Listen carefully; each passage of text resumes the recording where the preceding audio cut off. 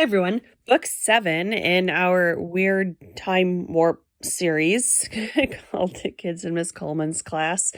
This one is Science Fair, and our main plot kid is Bobby. Bobby is described by Karen as a bully, although our subtitle or our description on the front cover is Bobby will not let Karen ruin the project.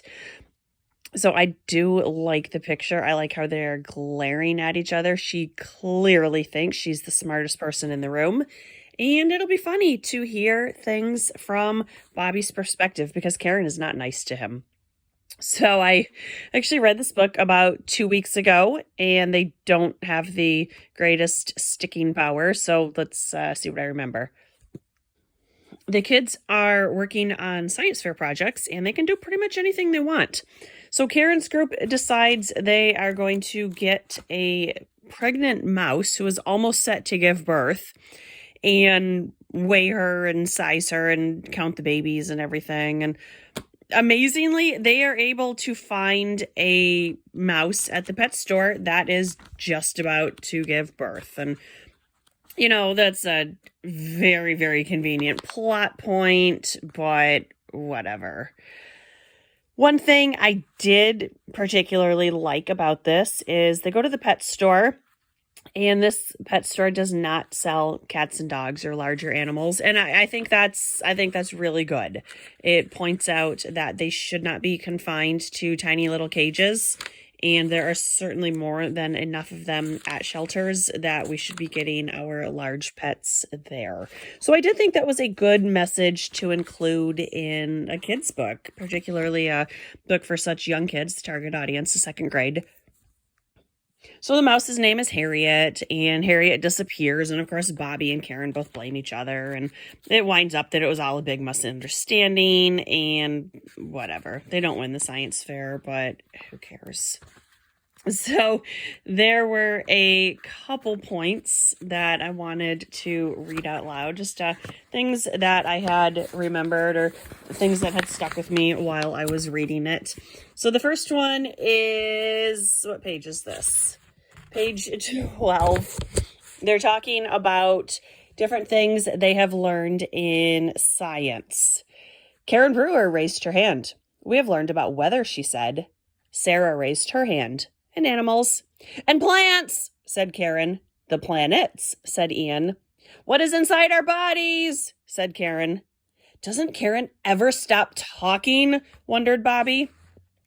Karen Brewer was Bobby's least favorite person in the class. She had a big mouth, and she talked all the time. She was very bossy, and she was a know-it-all, even though she was the youngest kid in the class. Karen was 6. Everyone else in Miss Coleman's class was 7. Some of the kids were almost 8, but Karen had skipped right into second grade from first grade at the beginning of the year. And she always had to let everyone know how smart she was.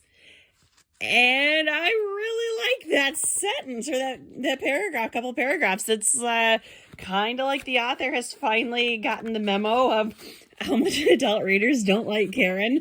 And she's like kind of poking fun at her. And I really like that. I do like seeing things from Bobby's perspective. So the other part that I wanted to read is from the bottom of page 48. Bobby looked around the room at the other science fair projects. Ricky and his group had made a model of the solar system with the sun and the moon and 9 planets. Poor Pluto. This book is so outdated. They still have Pluto. So I know it's not the author's fault. It's not the publisher's fault. It's just science has updated a little bit, but I guess I still find humor every time I see mention of poor Pluto as a planet. So this book, it was interesting enough. I do like that the series has given us a different main character for each book, so we're getting their perspective instead of all Karen all the time. The next book really continues our bizarre time warp. It is called Summer School, and when they come back, they're still going to be in Miss Coleman's second grade class. So I don't know what's going on in Stoneybrook. but this bizarre time warp extends to all ages and all grades.